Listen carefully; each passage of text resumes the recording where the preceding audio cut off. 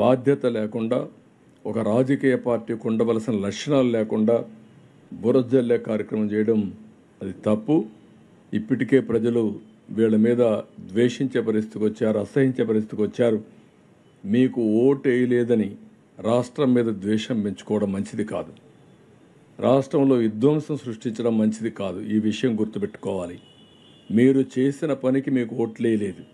మీ అరాచకాలకి ఆ రోజు ప్రజలు తీర్పిచ్చారు. ఈరోజు ఇలాంటి అరాచకాలు ఇంకా చేసి, విధ్వంసాలు చేసి, నేరాలు ఘోరాలు చేస్తే మిమ్మల్ని రాష్ట్రంలో కూడా ఉండేరు. ఇంట్లో నుంచి బయట కూడా రాలేరు. గుర్తుపెట్టుకోండి. ప్రజా జీవితాలతో ఆడుకోవద్దండి. మీరు చేసిన తప్పుడు పనుల వల్ల కొన్ని లక్షల మంది నాశనం అయిపోయారు.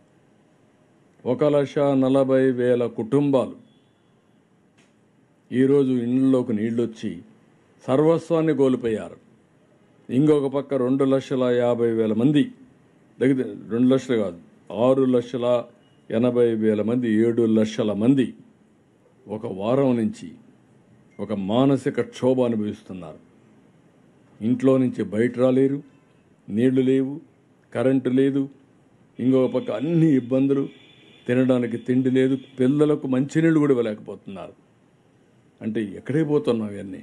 నేను చాలా స్టోరీస్ చెప్పాను.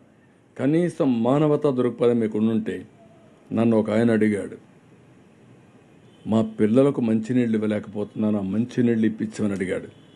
నేను చాలా బాధపడ్డా. ఒక కన్న తండ్రి ఆవేదన, 3 రోజులుగా పిల్లలకు మంచినీళ్ళు ఇవ్వలేకపోవడం. ఇంకొకటి ఇక్కడికి వెళితే 1 సంవత్సరం బాబుని తీసుకొని తండ్రి వచ్చేసాడు, భార్యను వదిలేసి వచ్చాడు. అంటే చనిపోతామని అనుకుని కనీసం నేను పోయి నా కొడుకుని బతికించుకుంటే కనీసం న్యాయం చేసేమని అవుతానని వచ్చాడు. కానీ మనసు క్షోభిస్తూ ఉంది. ఒక మాట అన్నాడు, సార్ ఏం చేస్తారో చేయండి, నా భార్యను తీసుకురండి. నేను అడిగాను, ఎందుకు వదిలేసి వచ్చావంటే, ఈ బాబు కోసం వచ్చాను, లేవండి నేను వచ్చేవాడిని కాదు అంటే, భార్య బిడ్డ మధ్యలో నలిగిపోయి బిడ్డను బ్రతికించుకోవడానికి భార్యను కూడా త్యాగం చేసే పరిస్థితికి వచ్చాడంటే మనం గుర్తుపెట్టుకోవాలి. కడాన సెంటిమెంట్ ఎంత ఇదిగా ఉంటాయంటే, ఒక ఆడబిడ్డ తండ్రి చనిపోయాడు, ఈవిడ బతకడానికి పారిపోవచ్చు, ఆవిడ ఏడుస్తూ అక్కడనే కూర్చొని నా తండ్రి శవాన్ని పోస్ట్ మార్టం పంపించండి, అంత్యక్రియలు చేసే అవకాశం నాకు కనిపించండి,